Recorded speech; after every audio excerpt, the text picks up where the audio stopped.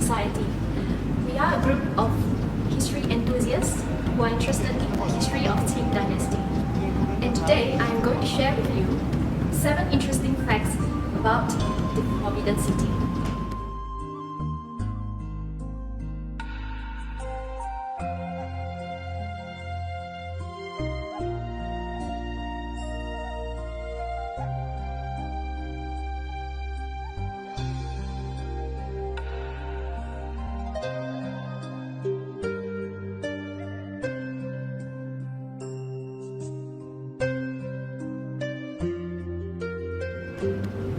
The Forbidden City is outbound to all commoners. During the Ming and Qing dynasties, it was forbidden for commoners and only opened for imperial families and government officials who were invited. But why? Why is it forbidden?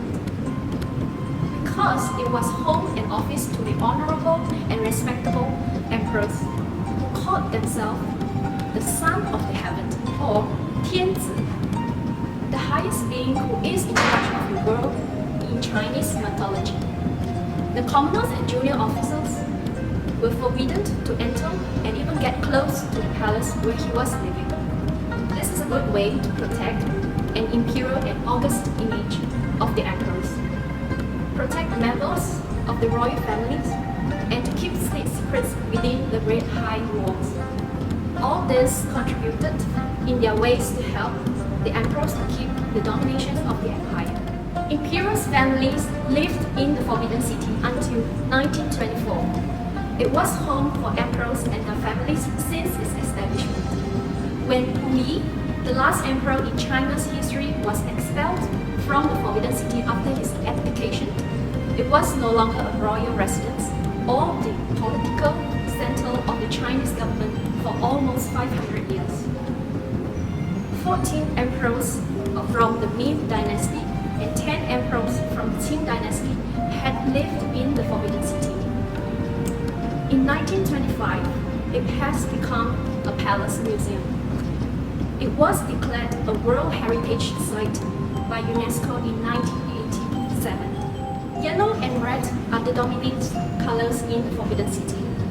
Once you enter the Forbidden City, you will realize it is a palace dominated by red walls and yellow roof tiles. According to Chinese belief, yellow symbolizes earth, and the emperors assumed that the imperial palace is at the world's center and his rays radiates out from it. Pillars, windows, doors, and walls are mostly red, which symbolize auspicious events and happiness and celebrations. It is popular with the Chinese in daily usage. That's why we have ang pao during Chinese New Year.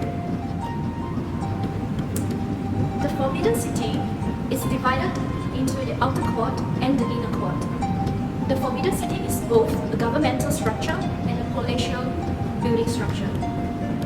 It is divided into the outer court and the inner court by the wide passageway in front of the palace heavenly purity, Qing Gugong.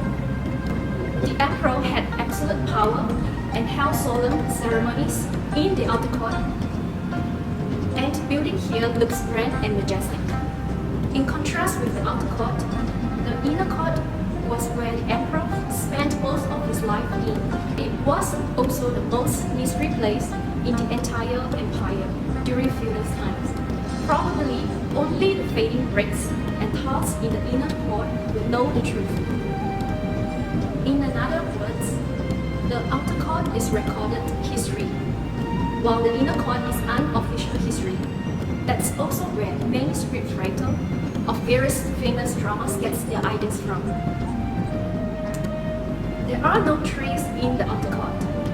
The Hall of Supreme Harmony, Taihe Dian, the Hall of Central Harmony, and the Hall of Preserved Harmony in the outer court are the prime structures for holding important ceremonies and events.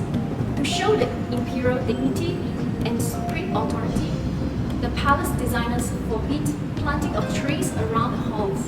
In fact, it was not permitted to plant trees along the imperial pavement all the way from Tiananmen Gate to the Meridian Gate. All the trees you see today are from recent era. None of them were from the times of the monarchy. Many gates are decorated with 9 rows of doornails. Gates inside the imperials, especially the huge red gates of the major structures, are decorated with guided doornails. If you study them carefully, you will find that most of the gates have 9 rows of doornails, and each row consists of 9. Why?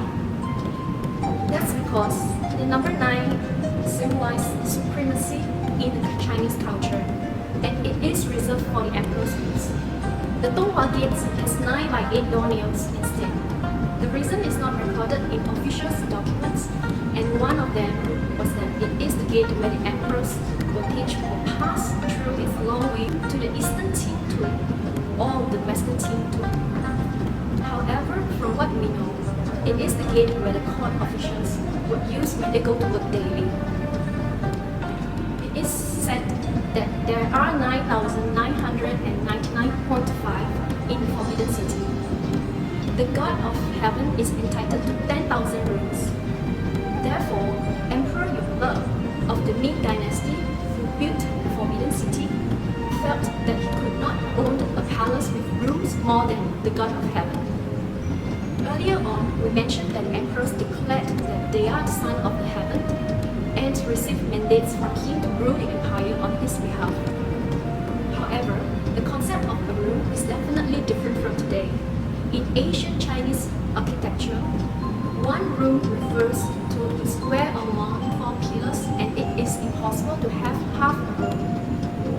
In the latest survey conducted by the Palace Museum researchers, there are 9,371 rooms, including big and small halls, towers, and pavilions.